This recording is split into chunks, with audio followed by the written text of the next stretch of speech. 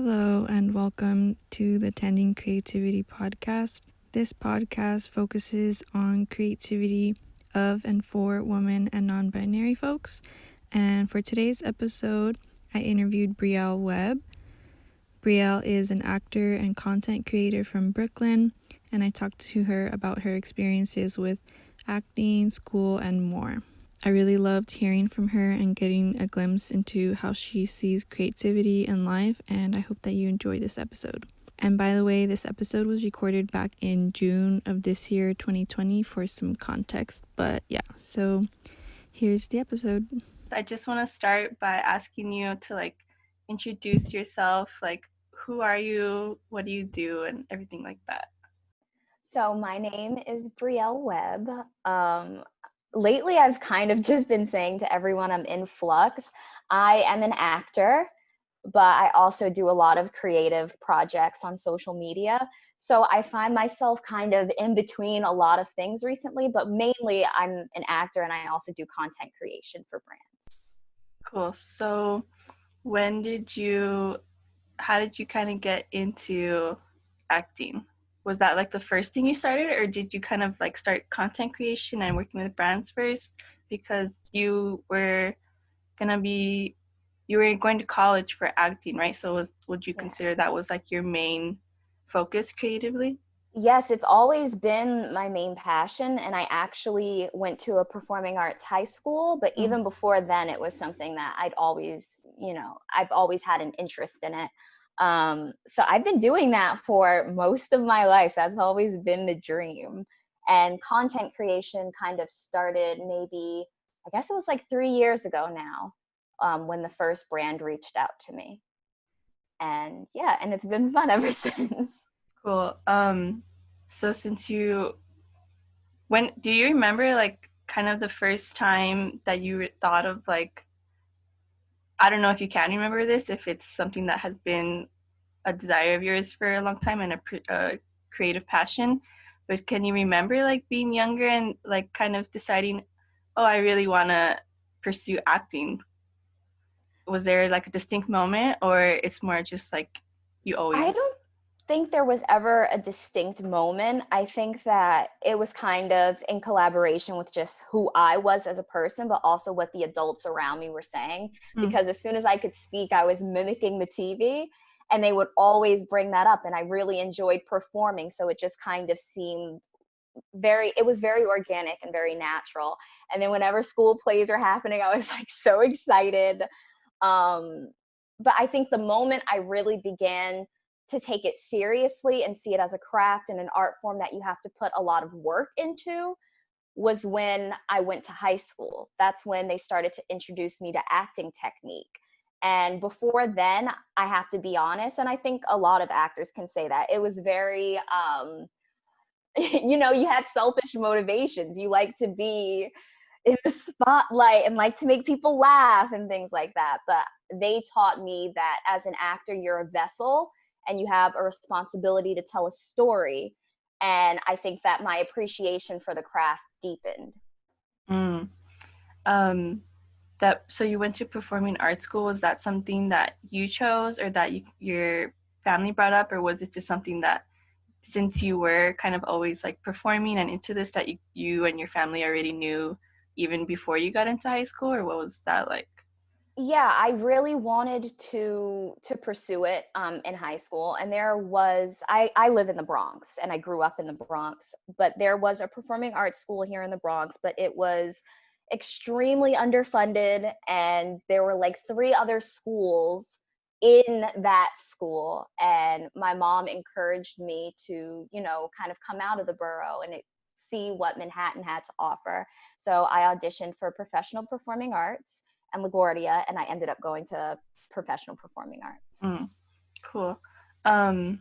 Wait, what was I was thinking of something, and then I was listening to you, and then it escaped my mind. But okay, you brought up your mom. So, I guess you kind of give me a sense of it already, saying that you were kind of performing and mimicking the TV all throughout childhood growing up.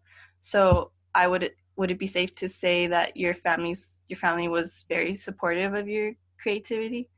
Definitely, especially when I was younger. And my mom's always been incredibly supportive. Um, my family, I think, like as I become an adult, they don't really understand how I'm making money Mm. online. They don't really understand any of this. So there have been a few funny conversations with them, but I think ultimately, I have 5 aunts. So ultimately, they just want to make sure that you're secure and that you're going to be able to support yourself. But I Mm-hmm. always make it clear I'm finding my own way, and my mom has been very supportive in that. That's good.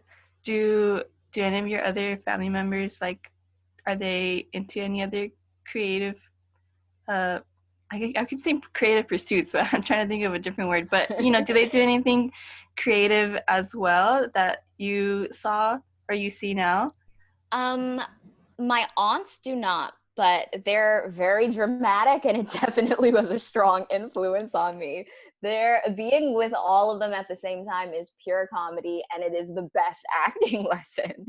But my cousin, my great cousin, was actually an actor, and she was in a Raisin in the Sun on Broadway. Oh, cool. Um, Wow. so I got to meet her before she passed away, and that was also a big influence on me. Seeing someone, a part of my family, and also a Black woman be successful was huge as a Mm-hmm. child. Yeah, that's really important. Going back to when you were in high school and they kind of showed you a different way of like seeing acting. Um, what is like your either the creative process in general or and your specific process when it comes to acting? How can you describe that to someone? Because I don't really, I don't know about acting. How would you describe that to someone who doesn't, who they kind of think it's like, oh, you just like read lines or whatever, right? Yeah, But yeah. I think everyone thinks that because acting is a reflection of real life. But I think that initially, whenever I'm presented with a play or a new script, I read it first just as an audience, someone who wants to enjoy it. And then the second time you read the script, the number one thing you want to find is what is your actor, and they call that the objective. What does your character want? And organically in life, we do things because we want a certain outcome. mm-hmm. So, but we do that without thinking about it. So as an actor, you have to make it your job to become familiar with what your character wants in every scene, in every moment. And then you need to discover what they do to go about getting that thing. So they call that tactics. Um, and then there's a bunch of other stuff that you do. You explore like the physicality of the character and all that. But I think the most beautiful thing is you become so familiar with the technique and you're able to answer all these questions about the character. And then when it's time to play them, you let it all go. You stop thinking about that. So you shouldn't be on stage going, okay, the thing that I want in this scene, it should all flow away. And you truly, if you're doing it right, you become a vessel for this character to kind of, that sounds kind of weird, but inhibit your body. Yeah, Uh, and yeah, let them shine through. that's cool. You made me wonder, so going through all of that and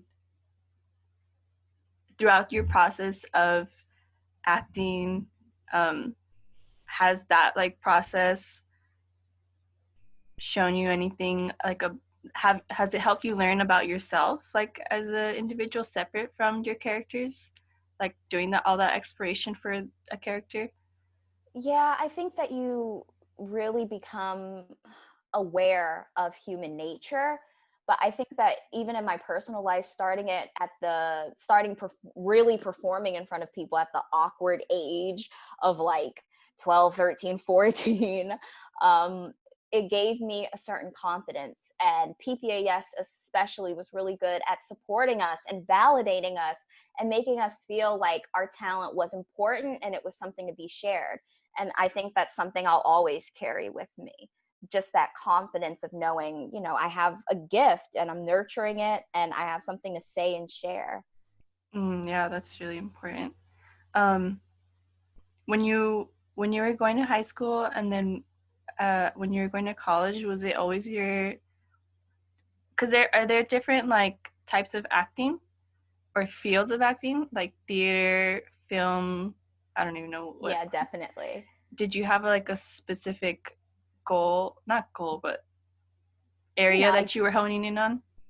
all of my training has actually been in theater, and most conservatories train you in theater, and then they might have like a workshop or a specific class your last year to teach you film acting. But the idea is that once you can go on a stage in front of all these people and deliver a truthful performance, it's a lot easier to then transition that to film than the other way around. A lot of people believe that. Of course, there might be someone listening who disagrees with me.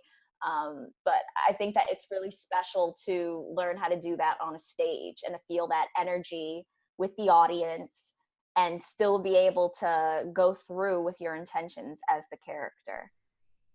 Did you um, have an idea? I mean, I'm sure obviously you had an idea, but what was your kind of plan for what you were gonna go for? Were you gonna stay just in? Are you gonna stay just in theater, or do you Oh no, want to I want to do go? it all. I want to do it all, definitely. And there's so many great things on television right now. Television used to be like the stepchild of acting.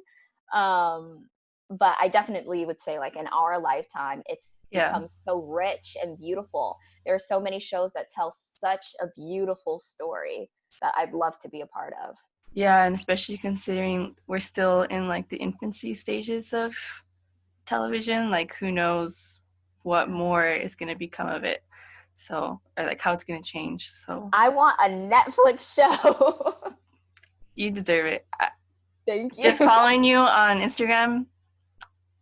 Yes. Thank you. That's really sweet. um so you were going to University of Minnesota, right? What was that like? Did you go right after high school? You Oh went no. to a college to get your AA, right? Yes, I did. How was just like your process, your experience with Okay, let's school? take you along on this odyssey. So, my senior year of high school, PPAS was the first place I went where I truly felt like I'd cultivated a family and a support system. And in some ways, having to graduate was deeply traumatic for me. It was like, oh my gosh, I'm not going to see these people every day anymore. Mm-hmm. um so I needed some time off. And I always say, if you're feeling unsure, especially because college is so expensive, Yeah. if you're feeling unsure, take some time for yourself. Maybe go to a community college and take some classes and figure out what it is you want to do. But my mom was very understanding, and I took a gap year. I really needed some time off. And during that gap year, I worked at my old elementary school, helping to teach them acting and also just taking care of them, helping with homework, things like that. Mm-hmm. And that was crazy and super full circle because I could remember my second grade classroom, and then being back in that spot was just absolutely insane. And then after that, I decided to go to Borough of Manhattan Community College because everything was looking so expensive, and I felt like I really needed to get some credits and also just find the right school, the right acting conservatory for me. So that was always in the back of my mind. I always knew I wanted to end up at a conservatory. I just didn't know what the trajectory was going to look like. Mm-hmm. But I took classes, and then I got offered a scholarship called Oh the Out wow. Into Scholarship, and it was $6,000 that they just give to you. Like, you can decide whatever you want to use it for, but the catch is you have to stay at the college for 2 years. Mm. So my plan was to stay there for just that year, but I ended up staying for 2, which actually was a blessing. Yeah, I was gonna say that sounds probably like it was a blessing, and then you said it. Yeah, definitely. Definitely it was. I met so many incredible people, incredible artists. People don't realize what a community college attracts. It definitely attracts a lot of people who are, trying to figure things out, but there are so many artists there. Yeah. And I made so many friendships that I still have today and that I'm still thankful for today. So that was an incredible experience. And then my last year, because you auditioned the year before for acting conservatories, I got into the University of Minnesota. And, you know, you can tell from my Instagram that things kind of took a turn, but even now I'm just like, wow, I did that. Like, I got in and I got to take classes at the Guthrie, which is a regional theater, and a really well-known theater in this country. And I met incredible artists. There were so many people auditioned, and to be with that small class, because they cap it at 20. So each class is capped at 20 people. So to know that I did that and that my talent was appreciated and that they saw enough in me to make me one of those 20 people is something that will always stay with me. Yeah, definitely. Um, yeah. So, I want to talk about like definitely, as you were saying, like going there and being accepted, like makes you feel so proud of it, rightfully so. Um, what is it? Because I definitely, I also think, I don't know how it is for acting, but in general, um, there's a lot of pressure or like messaging around going to school kind of being Mm-hmm. like the way to success, or like somewhat like that you are not succeeding if you don't go to school.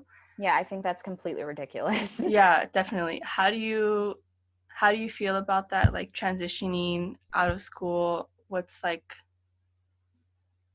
does that make sense?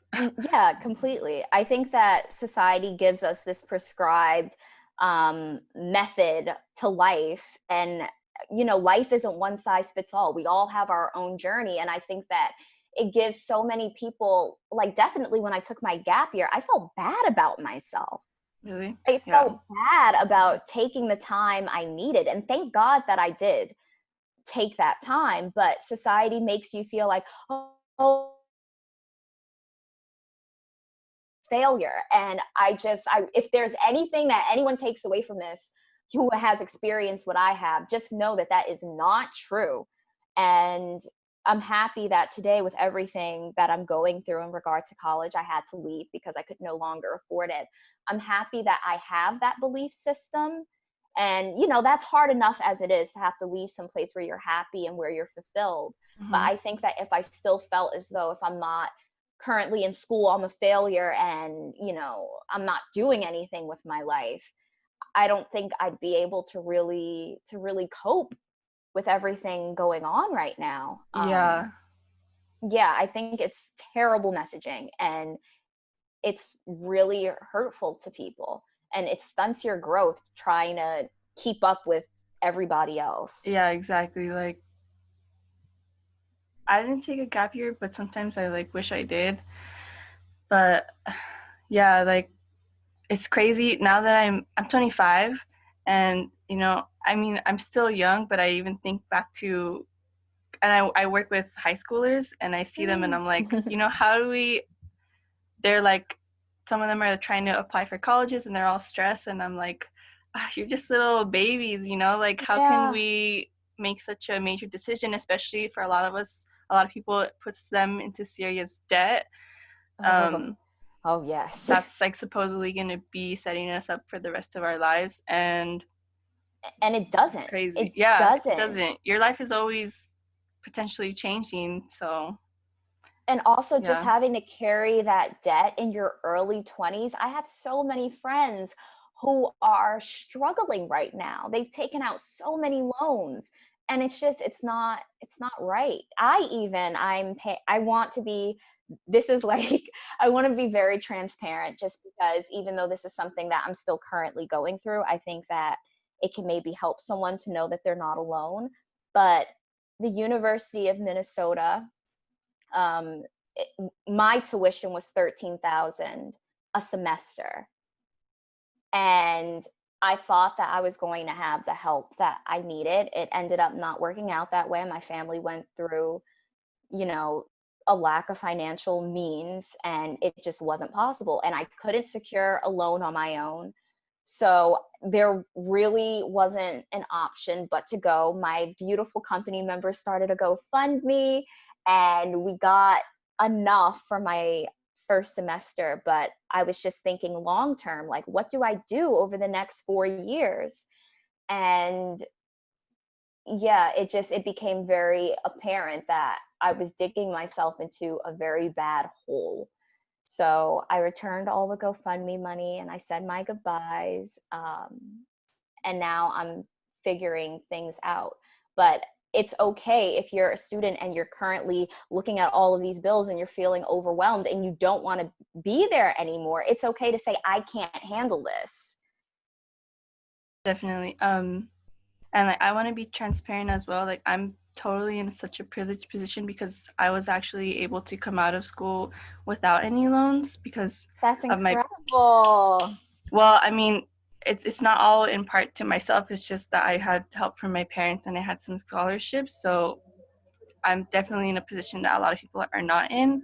And now that I'm out and I kind of feel like I want to, because I didn't go to school to take art classes. I studied women and gender and women's studies. Oh, that's And beautiful. yeah, I really I love that. valued my education within that field. But I also sometimes think like, because I took some art classes and I wish I would have explored more. And now that I'm like living on my own, I started somewhat taking community college classes and I'm getting financial aid for that. But like sometimes just when I look at those expenses, like I get really stressed out because like now I'm taking care of everything pretty much myself. And Mhm.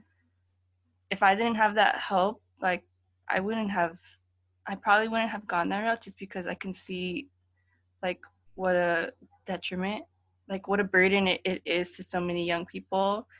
Unfortunately, that I think has a lot to do with the messaging that like you have to go to school or else you're not going to succeed. Or like, And it and really is a form of oppression. It yeah, really is toward marginalized groups. definitely Like, because, oh, you don't have enough money to go to school, but if you don't go to school, you're a failure. What? yeah, That just seems like a catch 22 to me. If you don't go to school, you won't make any money, but you need money to go to school. Like, what? yeah, definitely. And so many students who are marginalized obviously don't come from the kind of generational wealth that like more affluent, richer white students have. And yeah, it's just kind of like, yeah, what do you do? Yeah, we definitely need to be fighting for some form of universal education. I'm really Yeah. privileged in the sense that I live in New York, so I can go to community college completely free of charge through the Excelsior Mm, scholarship. So that is a huge privilege, but I believe that that should be nationwide. No one should be yeah. turned away from an education simply because they don't have generational wealth. Like that to me is absurd, and I can't believe that we still live in a place where that's the case. Yeah. Um, definitely. Yes. Just I was just like It's thinking just of, so heavy. yeah. Um, so speaking of New York, how would you say that like living in New York, growing up in New York, what kind of impact do you think that that has had on your creativity and your acting and all of these things? I think that New York has a certain rhythm and a certain pulse. And I think that when you're born and raised there, that rhythm is then given to you. So I'm used to like a faster pace, which I think sometimes helps me in terms of business and just accomplishing things. But also, it's a melting pot. And I've been exposed to so many different people who come from other places, people who have more money or less money than me. And I think that that's imperative to your growth as a human being, not always being around the same cluster of people. um, I'm really lucky to live here. I really am. And I think that, it's not always easy. New York definitely has its setbacks. I don't want to continue the romanticization of it. But there is something special about being here. And it also allowed me to go see theater and be exposed to that whole world and all of these creative fields. So it's had a huge impact on who I am as a person. That's amazing. I've never been to New York, but I don't know why. Like somehow over the past maybe 2 years,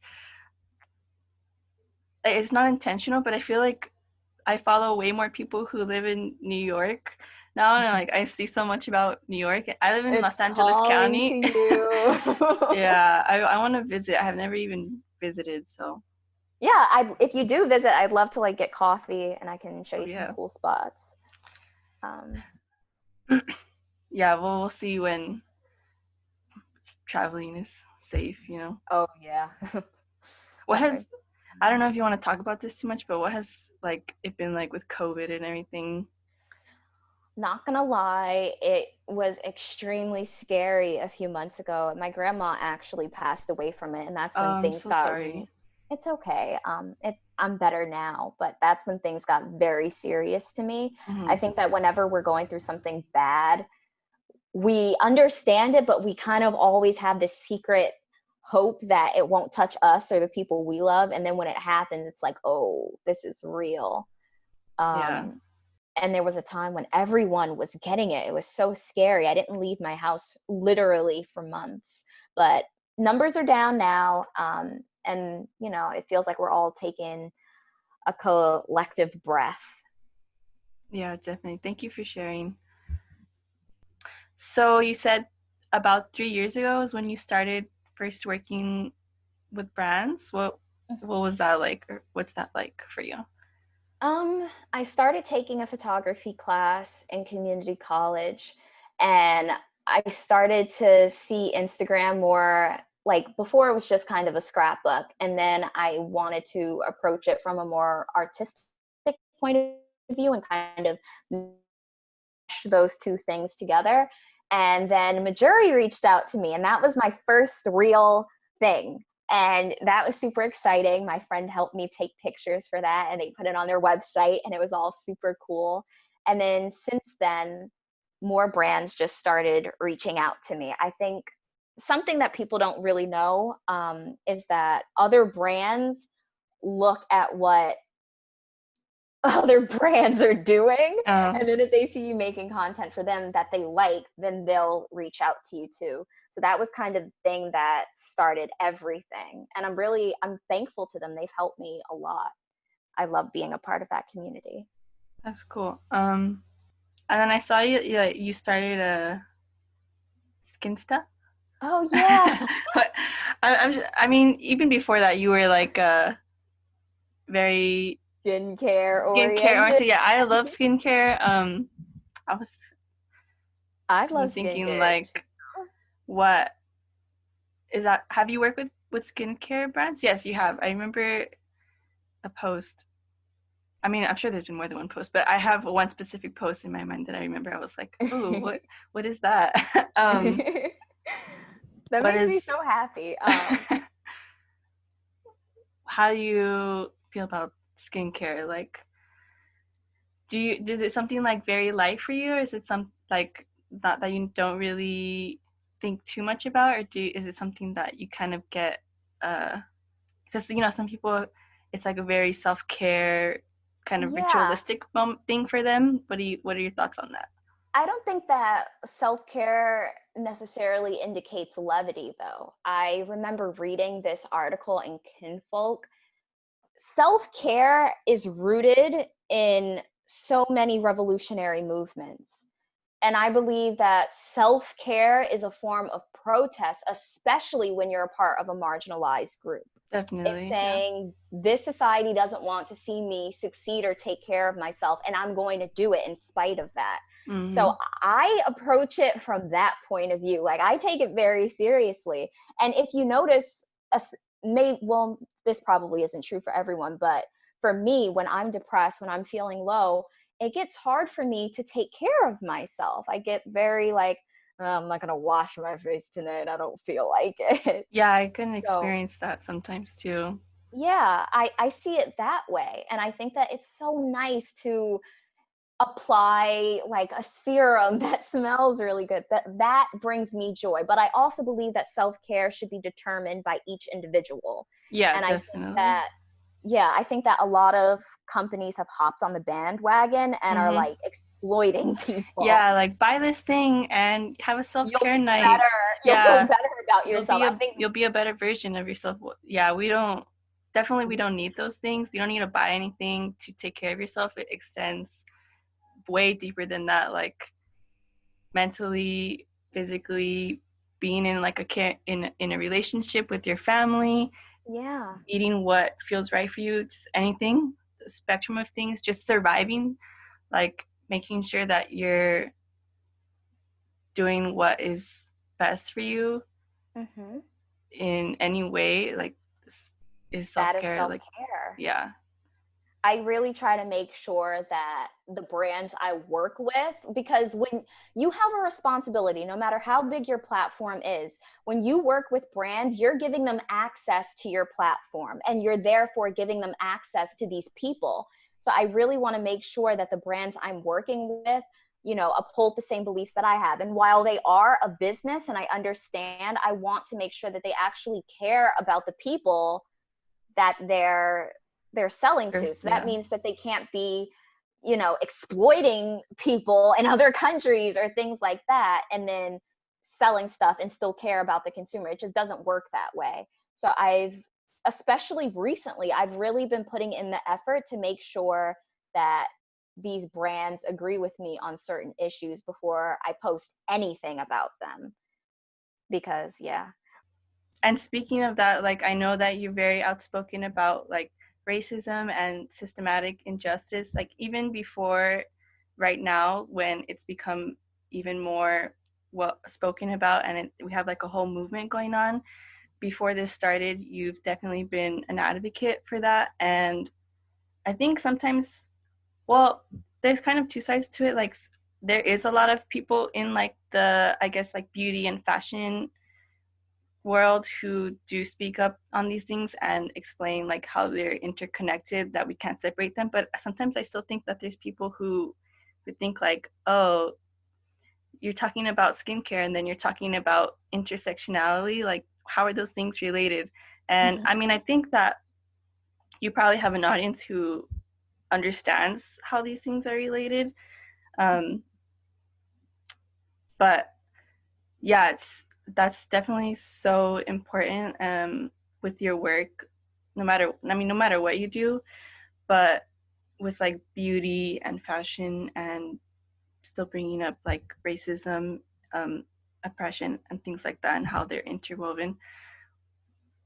I don't know how I was going to end that, but yeah. Yeah, they're definitely interconnected. Definitely. I think that historically there was no place for Black women in advertising. Like that just wasn't, we weren't represented at all. So I think that even me taking up space in those places is It revolutionary. definitely, yeah. Um, and also, I never want my platform to be something that's just like, oh, I exclusively talk about this and anything else is, I really want to the best of my ability to make it as accurate as possible. And I think that when people make it one dimensional, they're missing out on the nuances and the unique things that they have to bring to the table. I want it to be reflective of who I am in my real life. So that means sharing things that I'm doing with my friends. And that means, what I may be going through emotionally because of racial injustices in this country. And also what skincare I love. Like all of that is me, and it's Yeah, worth being seen in my definitely. Yeah, I agree. I mean, not that me agreeing matters, but I see it and I appreciate it.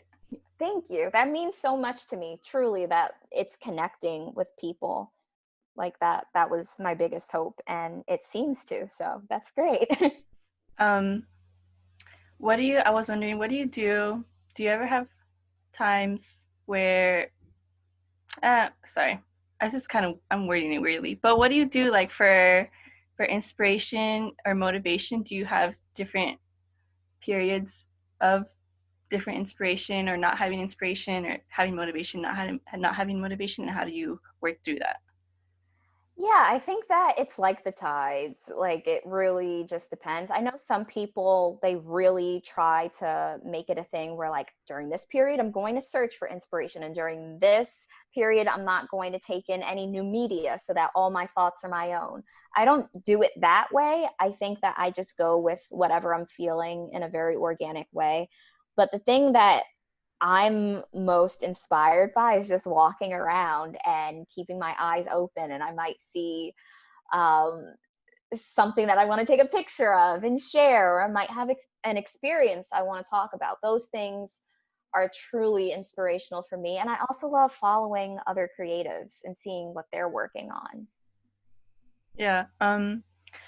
Speaking of like, maybe you'll take pictures or something. Are there any other, like, are you interested in photography or any other mediums that you explore I other than acting? definitely Yeah, I definitely have high respect for photographers.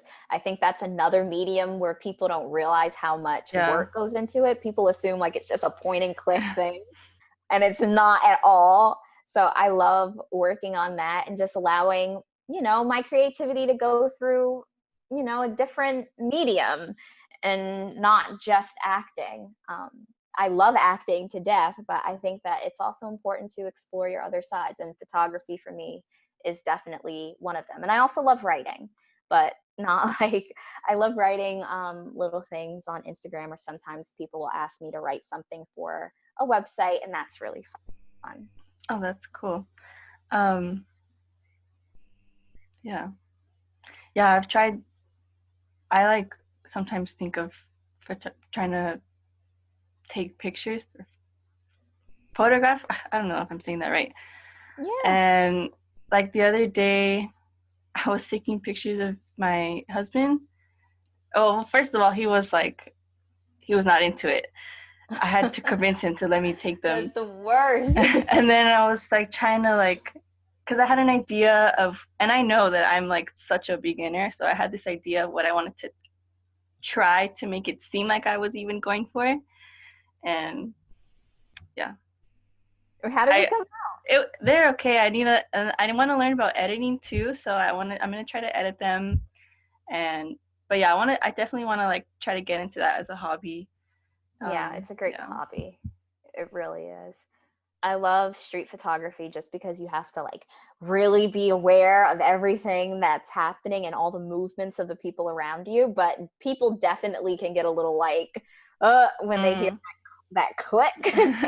um, so yeah, Yes. I you Sometimes have I to. wonder, like, man, these street photographers, like, They're bold. yeah, how do they even approach it? You know, like, I'm sure maybe some of them ask permission, do some not ask permission, like, and like, what happens if someone, yeah, I think it's different when you're taking a portrait of someone, because then you're really making them the focal point or the yeah, subject. And that's a little bit different. A lot of the work that I've done is just capturing a space, and it's kind of zoomed out, so you can't really zone in on any one person. And also, New York has a law where if you're in public, anyone can photograph you. oh, really? That's Oh. the law. So there's nothing. I'm sure, you know, you can still get, like, feel uncomfortable with it or upset about it if you're a Yeah, person being definitely. photographed and you don't And want if it, someone so, tells me, or if someone shows that they like do not want it, I definitely don't go there. mm. Some people like to be photographed though. You'll see them posing secretly, and you're Oh, like, oh. that's cool. Um, but yeah, is there anything that like you want to add or like say about your creativity, or anything like that I that you think think is that important? it's really interesting, and I think that this applies to so many people.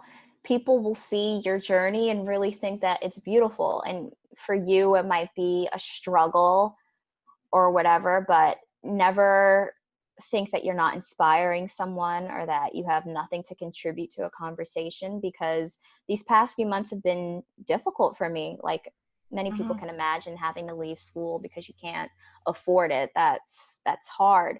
But a lot of people have reached out and been like, hey, this happened to me. Thank you for talking about this. And that's really made a world of a difference for me. So, you know, like I said, your journey is important. What you have to say is important, and you can really impact other people in a positive way. So yeah, just keep doing whatever it is you're doing.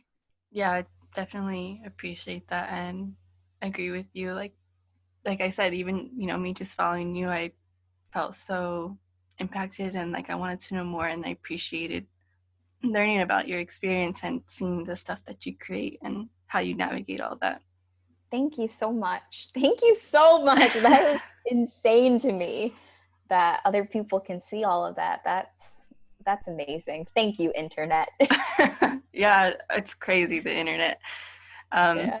I really, really appreciate you sharing everything with me, and, you know, being vulnerable and opening up and giving me your perspective. Yeah, I really appreciate it.